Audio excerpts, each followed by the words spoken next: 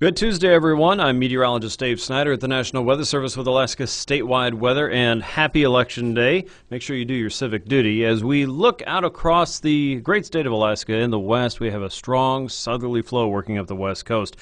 One front's already inland. Another push of westerly winds will be coming in behind that, with a low sitting very close to St. Lawrence Island.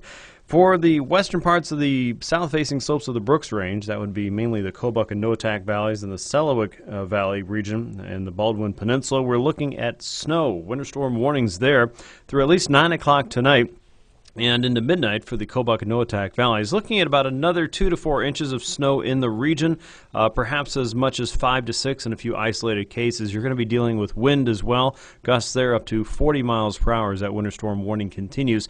Look for improvement overnight and into early tomorrow morning for the Baldwin Peninsula and the Selawik area, as well as the Chukchi Coast and the upper Kobuk and Noatak regions.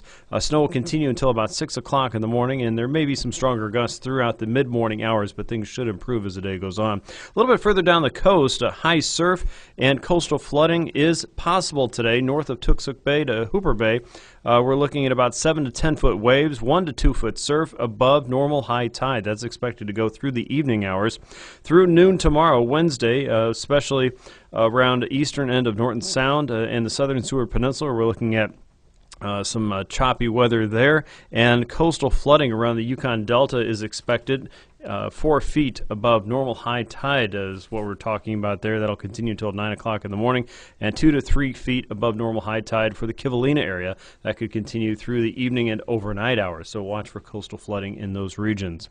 A look at the bigger weather picture shows low pressure setting up again across the western Bering. Another surge of strong westerly flow met with southerly winds working up the western coast on Thursday, so plan for more flooding potential and more snow across the west and northwest. For the Gulf Coast, look for low pressure to move northward toward the northern Gulf Coast as we get into Thursday afternoon.